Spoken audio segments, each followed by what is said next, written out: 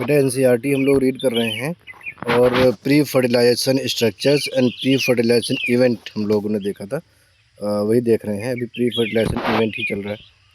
तो यहाँ से देखो, ये जो हेडिंग है stamen, microsporangium and pollen grains, ये वाली हेडिंग हम लोग पढ़ेंगे। ये इसके ऊपर हम लोग ये पढ़ चुके थे, pre fertilisation structures and events. यहाँ से हम लोग पढ़ेंगे अब।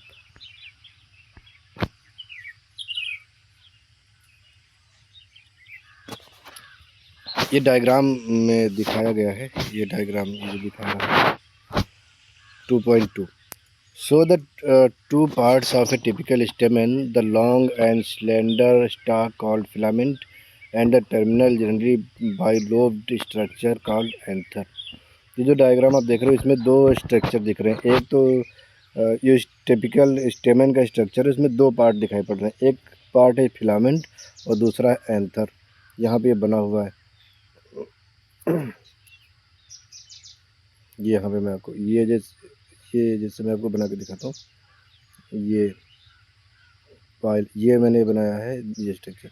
तो ये वाला है फिलामेंट और ये वाला है एंथर। एंथर क्या बाइलोब्ड होता है, यहाँ पे लिखा हुआ है। क्या जनरली कैसा होगा, बाइलोब, यानी एक लोब ये और एक लोब ये दो लोब है, बाइलोब दिखाई पड़ रहा है। और हर एक लोब में दो थीका होते हैं, तो बाइलोब्ड डाइथीकस होता है एंथर, और इसी में बनते हैं पॉलन। ये वाला पार्ट फिलामेंट होता है जो फ्लावर से अटैच होता है। अब इसके दो पार्ट होते हैं फिलामेंट के, एक होता है ये होता है डिस्टल पार्ट और ये होता है प्रॉक्सिमल एंड। प्रॉक्सिमल एंड जुड़ा होता है पेटल से या थैलमस से।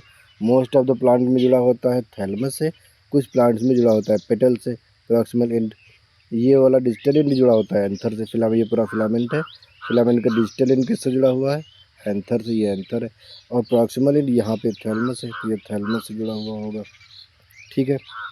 तो ये क्वेश्चन एक बार आया था कि कई बार घूम फिर के पूछा गया है, थोड़ा बहुत चेंज करके, कि प्रॉक्सिमल एंड ऑफ फिलामेंट किस से जुड़ा होता है। तो आप बच्चे यहाँ पे ये कंफ्यूज होता है कि प्रॉक्सिमल एंड कौन सा, ये वाला है कि ये वाला है। तो प्रॉक्सिमल एंड ये वाला। अपना हैंड देखो सीधा करके, जो फिंगर है वो बॉडी से दूर है ना। शोल्डर वाला जो हिस्सा है वो बॉडी से कौन सा हिस्सा जुड़ा हुआ है, शोल्डर जुड़ा हुआ है कि फिंगर जुड़ी, फिंगर तो बाहर है ना। तो फिंगर वाला जो एंड है हैंड का आपका, वो है डिजिटल एंड, और शोल्डर वाला पार्ट होता है प्रॉक्सिमल एंड जो बॉडी से जुड़ा है। इसलिए जो हिस्सा फ्लावर से जुड़ा हुआ है वो है प्रॉक्सिमल एंड, और जो बाहर है वो डिजिटल एंड है। ठीक है, तो यहाँ तक। अब इसके आगे देखते हैं बेटा।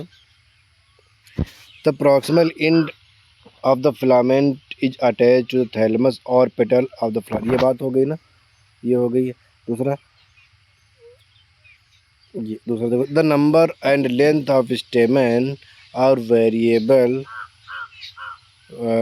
इन flowers of different species. Stamen की जो लेंथ, अच्छा स्टेमन ये है, स्टेमन में फिलामेंट और एंथर दोनों को मिला करके जो ओवरऑल लेंथ है वो लेंथ वेरी करती है अलग अलग इस प्लांट की स्पीसीज में। रोज़ में वो अलग होगी, चाइना रोज़ में अलग होगी, लोटस में अलग होगी, मैंगो में, हर एक फ्लावर में आप देखोगे कि स्टेमन की साइज, शेप, और वो शेप की, तो ये जो शेप होती है वो भी वेरी करती है, लेकिन वो कम वेरी करती है। दो ही वे, जैसे कि शेप की अगर मैं बात करूँ तो मालवेसी फैमिली में किडनी शेप्ड होते हैं, बाई लोब्ड होते हैं, बट मोनोथिकस होते हैं kidney shaped. Most of the angiosperm में जो एंथर होते हैं एंजियोस्पर्म में ही होते हैं, और जो एंथर होते हैं सभी मोस्टली प्लांट में वो कैसे होते हैं, टेट्रास्पोरेंजिएट, यानी बाइलोब डाइथिकस। तो ये स्ट्रक्चर हो गया। बट लेंथ की बात यहाँ पे की जा रही है, लेंथ। और ये जो होता है ना, ये फ्लावर टू फ्लावर यानी स्पीसीज टू स्पीसीज वेरी करता है। Next, if you were to collect stamen each from 10 flowers each from different species. अगर आप अलग अलग डिफरेंट प्लांट्स के फ्लावर्स से स्टेमन कलेक्ट करेंगे and arrange them on a slide, you would be able to appreciate the large variation in size seen in nature।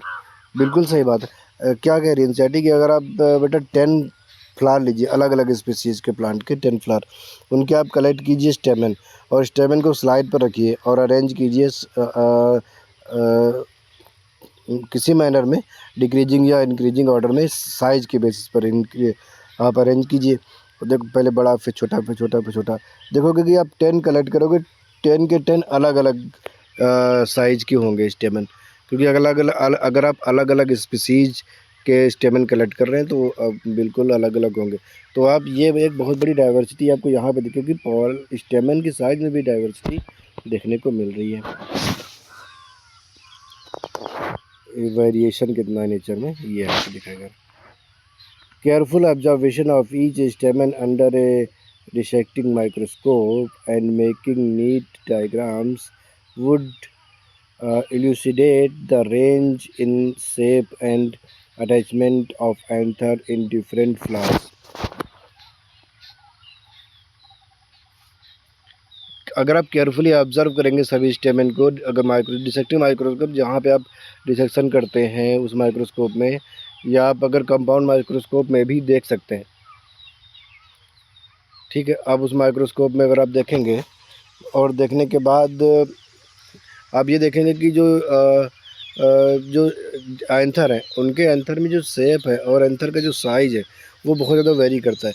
NCERT कहती है आप उसका डायग्राम बनाइए, अलग अलग को देख करके अलग अलग डायग्राम बनाएं, और तब आप देखेंगे कि किस रेंज में, रेंज का मतलब है स्मॉल से लेकर के लार्ज तक, बीच में बहुत सारी रेंज आएंगी ना, बहुत सारे साइज आएंगे, वो सब पूरी एक रेंज होती है, आपको अलग अलग साइज़ के देखने को मिलेंगे, ये बताया जा रहा है। अब हम ये नेक्स्ट हेडिंग में पढ़ेंगे स्ट्रक्चर ऑफ एंथर, ये स्ट्रक्चर कैसा होता है। तो एंथर का स्ट्रक्चर बताया गया है। ए typical angiosperm anther is bilobed with each lobe having 2 theca that is dithecous. थोड़ा सा बना के दिखाऊं, देखो ये एंथर, ये थोड़ा सा बड़ा हो गया, ये देखो यहाँ बाइलोब बनाया है, ठीक है। इसको आप ऐसे सेक्शन काटेंगे, यहाँ से ऐसे काटोगे तो ये ऐसे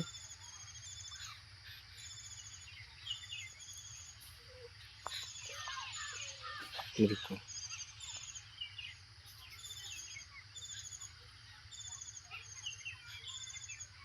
ये अब देखो बेटा, ये पूरा एक ऐसे लोब है, इधर का ऐसे मैं करूँ, ये वाला एक लोब ये वाला।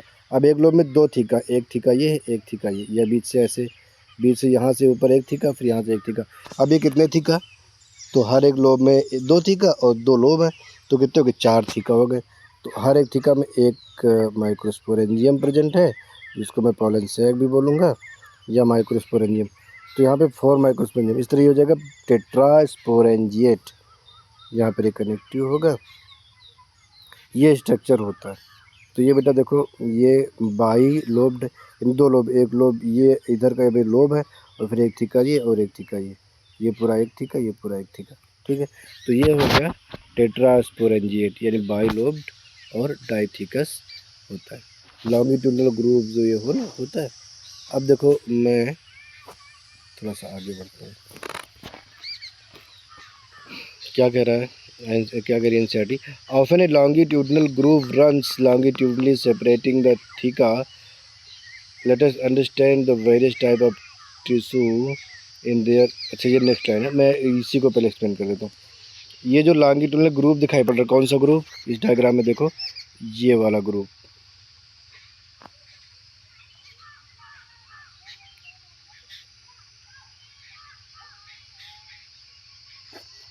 ये वाला ग्रुप जो है, जो ये वाला ग्रुप है, ये ग्रुप ऐसे दिखाई पड़ा, ये लॉन्गिट्यूडनल ग्रुप, ये लॉन्गिट्यूडनल ग्रुप, ये स्टोमियम होता है, यहीं से एंथर बस्ट करता है। अब जो भी जितने भी थीका होते हैं ये उसी से यहाँ के, एक मिनट थोड़ा छोटा कर लेता हूँ, ये देखो यहाँ पे लॉन्गिट्यूडनल ग्रुप आपको दिखाई पड़ रहा है, ये लॉन्गिट्यूडनल ग्रुप दिखाई पड़ रहा है, ऐसे ही है ना, ये स्टोमियम होता है, यहीं से एंथर बस्ट होता है। अच्छा जब ये मैं सेक्शन काटता हूँ तो ये मुझे ऐसे दिखाई पड़ता है, ऐसे,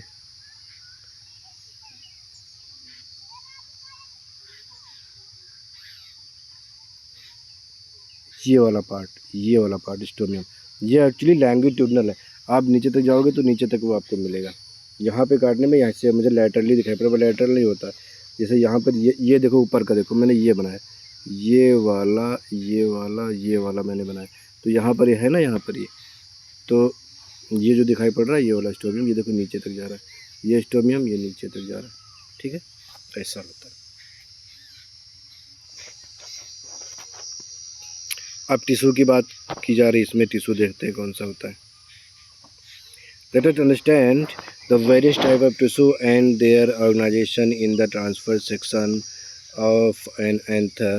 The bilobed, अच्छा वेरियस टाइप के टिश्यू होते हैं, मैं वो तुम्हें आगे बताऊंगा। चलो अभी बता देता हूँ। देखो जैसे मैंने ये ऐसे ये बनाया, यहाँ पर हो गया माइक्रोस्पोरेंजिया, यहाँ पे छोटी बन गई थोड़ी, चलो इतनी बड़ी बना देता हूँ। ये माइक्रोस्पोरेंजिया, बीच में इनके बीच में एक स्टेराइल टिश्यू होता है। यहाँ पे एक टिश्यू भरा है, इसको क्या क्या बोलते हैं, स्टेराइल टिश्यू होता है। ये पूरा स्टेराइल, बीच में यहाँ पे कनेक्टिव है। कनेक्टिव क्या होता है, वैस्कुलर टिश्यू होता है, ध्यान रखना कनेक्टिव क्या है। और ये एंथर की पूरी लंबाई में फैला होता है, क्योंकि एंथर को फूड वूड की सप्लाई जो होता है वो कनेक्टिव से होती है।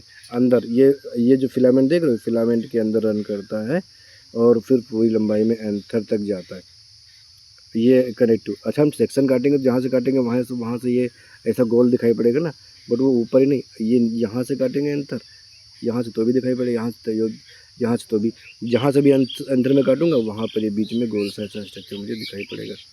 ठीक है, ये होता है। यहाँ पर ये हो गया कनेक्टिव, मैं यहाँ से काटूंगा तो यहाँ पर कनेक्टिव दिखाई पड़ेगा। ये तो ये दो टिश्यू हो गए। अब देखो क्या होता है, ये पहला टिश्यू कौन सा होता है, ये स्टेराइल टिश्यू भरा होता है। ये होता है कनेक्टिव जो वैस्कुलर टिश्यू है। साथ में ये माइक्रोस्पोरेंजिया, इसके अंदर स्पोरोजेनिक टिश्यू है। आगे इसकी बात होगी, मैं सिर्फ नाम ले रहा हूँ। स्पोरोजेनिक टिश्यू होता है जिससे एक डिफरेंशिएट होकर एक्सेल मदर स्पोर मदर सेल बनेगी। पॉलन मदर सेल भी बोलेंगे, पीएमसी या एमएमसी माइक्रोस्पोर मदर सेल भी बोलेंगे। ठीक है, और क्या टिश्यू होता है, कुछ लेयर्स होती है, यहाँ पर ये लेयर्स होती है, ये भी टिश्यू ही है, क्योंकि ये सेल है ना, तो ये सेल्स की बनी होती है, बहुत सी सेल्स होती है, ग्रुप ऑफ सेल्स हैं। तो यहाँ पर epidermis, endothecium, middle layer, tapetum, ये सारी लेयर्स होती हैं, 4 लेयर्स होती हैं। तो इतने टाइप के यही आपको पढ़ना है। कौन कौन से, पहला तो एक ये लेयर्स 4 एपिडर्मिस से लेकर कितनी होती है, 4 होती है। एपिडर्मिस, एंडोथीसियम, मिडिल लेयर और टेपिटम। ठीक है, एपिडर्मिस सिंगल लेयर होती है और middle layer 2 to 3 layer, endothecium भी सिंगल लेयर होती है और टेपिटम भी सिंगल लेयर होती है। तो ये होती, ठीक है, ये हो गई लेयर। दूसरा हो गया ये इसके अंदर स्पोरोजेनस टिश्यू, जिससे पॉलन मदर सेल बनेगी। दूसरा ये कनेक्टिव, तीसरा कनेक्टिव, चौथा ये स्टेराइल टिश्यू। इतने टाइप के टिश्यू होते हैं। अब मैं आगे बढ़ता हूँ, देखो ठीक है, यहाँ देखो the bilobed nature of an anther is very distinct in the transverse section of the anther. मैंने बना के दिखा चुका हूँ ना, वो टेट्रागोनल बनेगा anther. As the anther is 4 sided tetragonal structure consisting 4 microsporangia located on the corner of each lobe. भी मैंने बना के दिखाया ना ऐसे,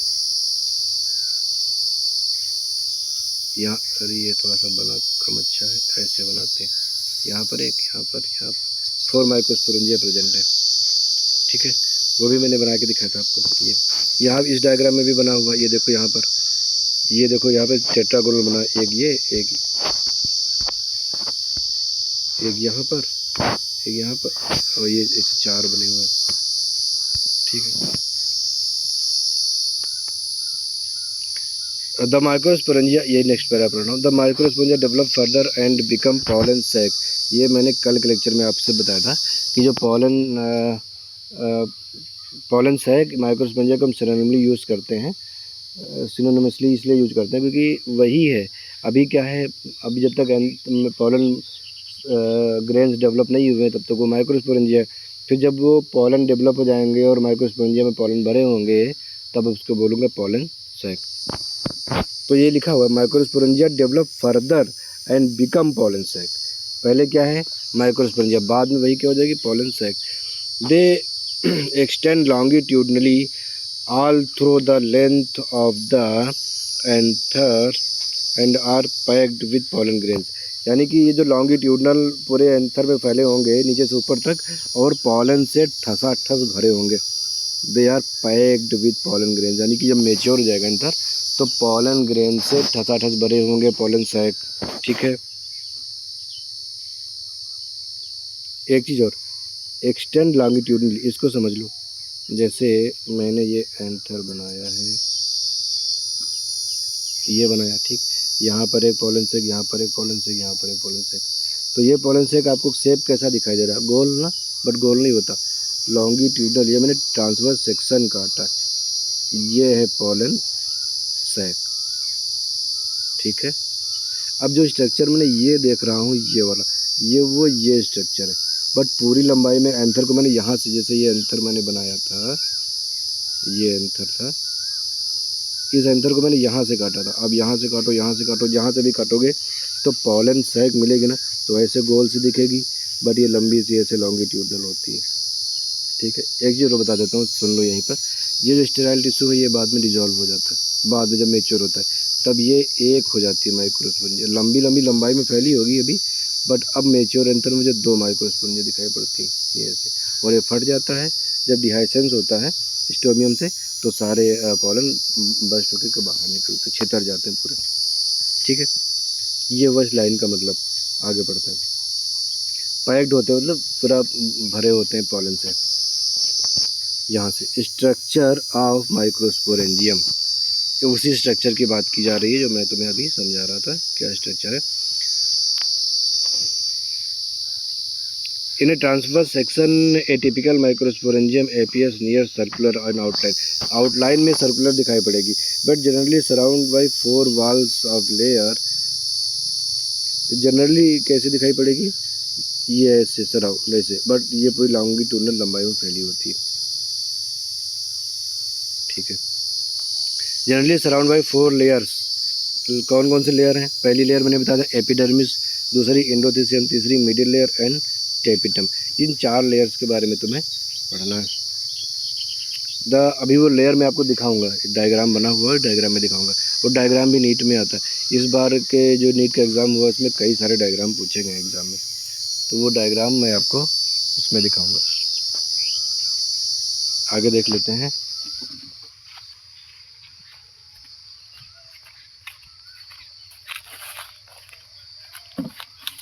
यहाँ पे देखो,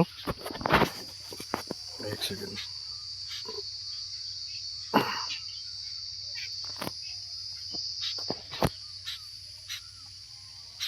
ये 4 लेयर हैं। कौन कौन सी? Epidermis, endothelium, middle layer and tapetum.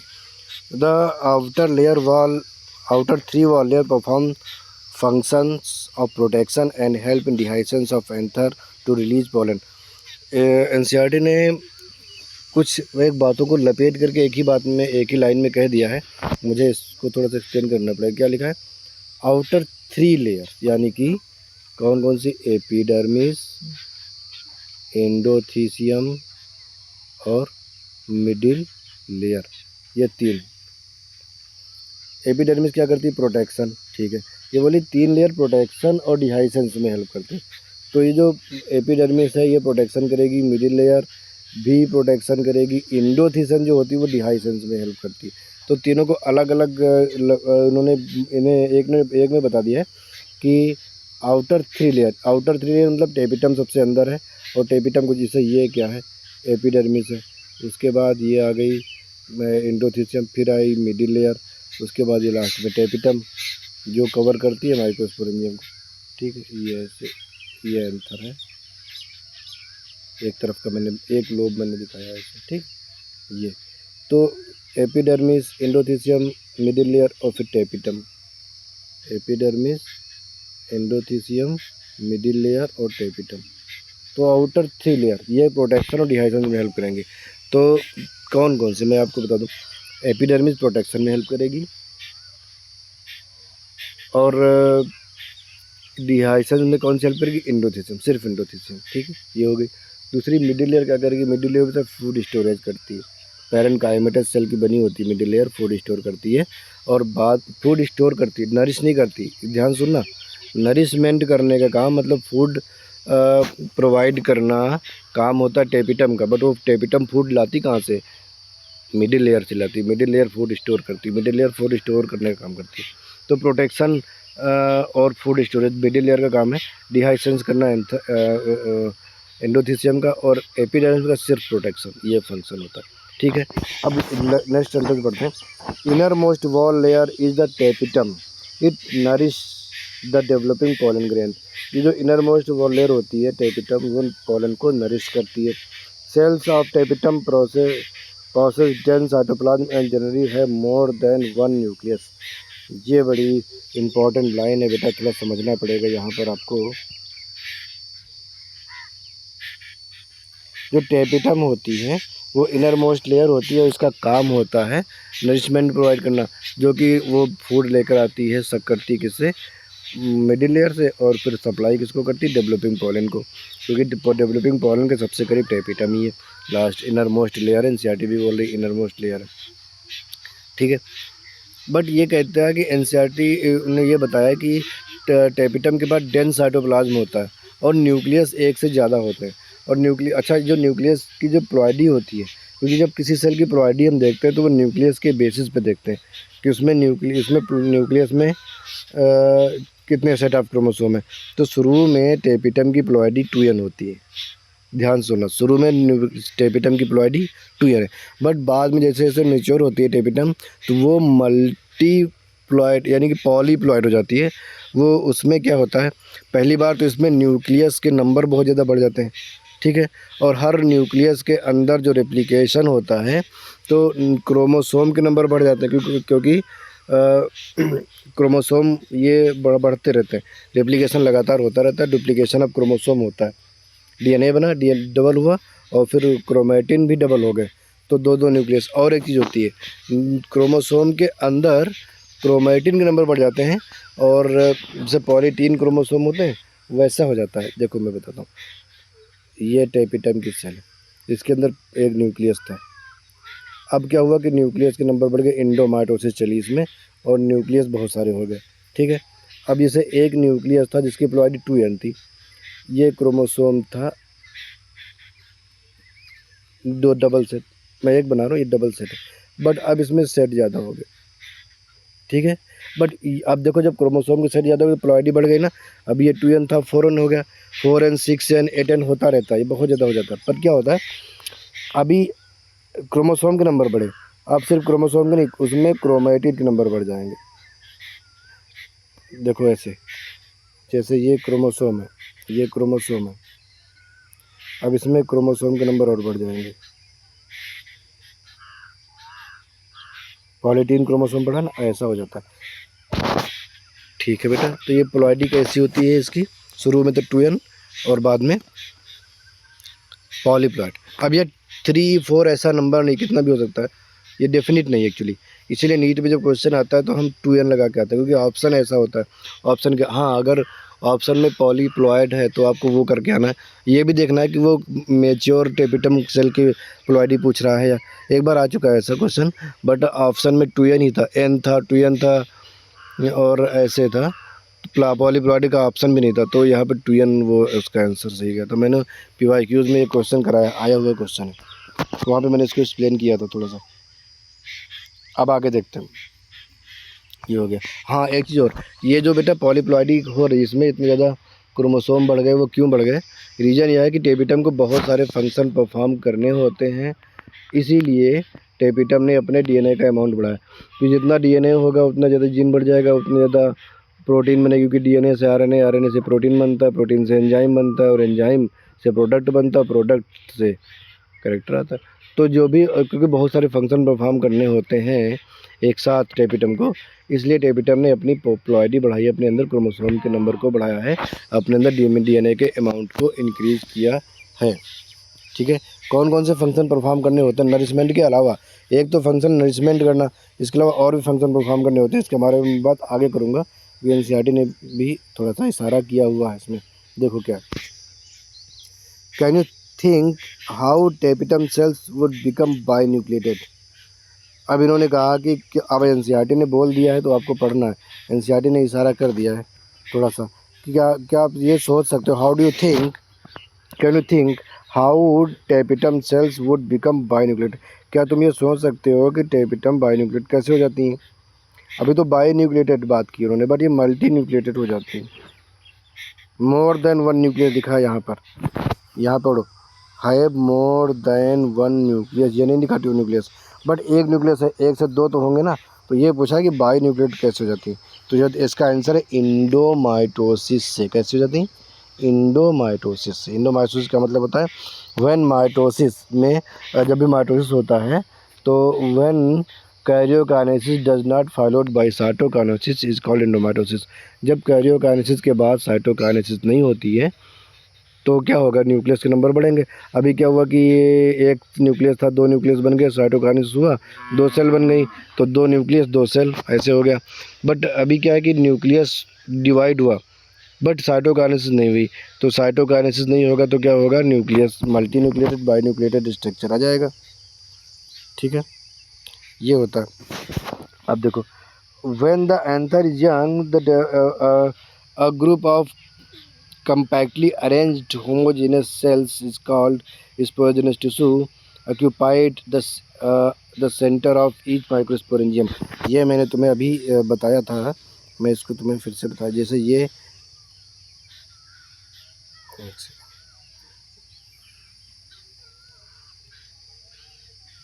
ये माइक्रोस्पोरेंजियम एक मैंने दिखाया, यहाँ पे बहुत से सेल्स इस सेल्टर, इसके सेंटर में ये बहुत सारी सेल्स हैं।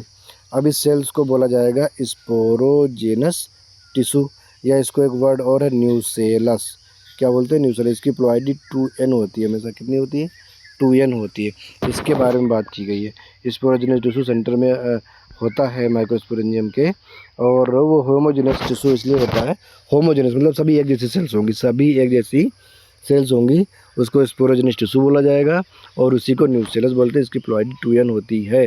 उसी में से एक सेल डेवलप करके डिफ्रेंशिएट हो करके एमएमसी बनती है। अच्छा, फीमेल के केस में एक ही बनती है, यहाँ पे बहुत सारे पॉलन बनाने होते हैं तो बहुत सारी एमएमसी बनती हैं, और वो बहुत सारी एमएमसी आगे जिसमें मियोसिस होता है और माइक्रोस्पोर बनता है। तो उस प्रोसेस को हम बोलते हैं माइक्रोस्पोरोजेनेसिस।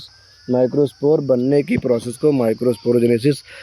तो माइक्रोस्पोरोजेनेसिस का रिजल्ट होता है माइक्रोस्पोर का डेवलपमेंट, और फिर माइक्रोस्पोर से बनता है पोलन ग्रेन्स। तो पोलन ग्रेन होता है मेल गेमिटोफाइट। तो मेल गेमिटोफाइट के डेवलपमेंट को बोलते हैं डेवलपमेंट ऑफ मेल गेमिटोफाइट। उसमें माइक्रोस्पोरोजेनेसिस भी आता है और उसमें पोलन का डेवलपमेंट भी होता है। इस लाइन को जरा पढ़ लेते हैं हम लोग। माइक्रोस्पोरोजेनेसिस क्या होता है? As the anther develop, the cells of sporogenous tissue undergo mitotic division to form microspore tetrad. What would be the ploidy of cells of the tetrad? Direct एक लाइन में इन्होंने सारी बातें कह दी। पहली बात तो ये है, देखो ये है, एक मिनट ले लेता हूँ, क्या हो रहा है भाई? हाँ, ये है बेटा एमएमसी। अब एमएमसी के अंदर ये बहुत सारी सेल्स हैं, होमोजेनिक टिश्यू है। अब इसमें से कुछ सेल्स क्या होंगी? कुछ सेल तो न्यूट्रिशन प्रोवाइड करेंगी, टेपिटम तो न्यूट्रिशन प्रोवाइड कर ही रही है। तो अब इसमें से बहुत सारी सेल्स क्या करेंगी? बहुत सारी सेल्स वर्क करेंगी एमएमसी की तरफ, पोलन मदर सेल की तरफ। इसका नाम एनसीईआरटी ने नहीं लिया, क्या लिखा है एनसीईआरटी ने?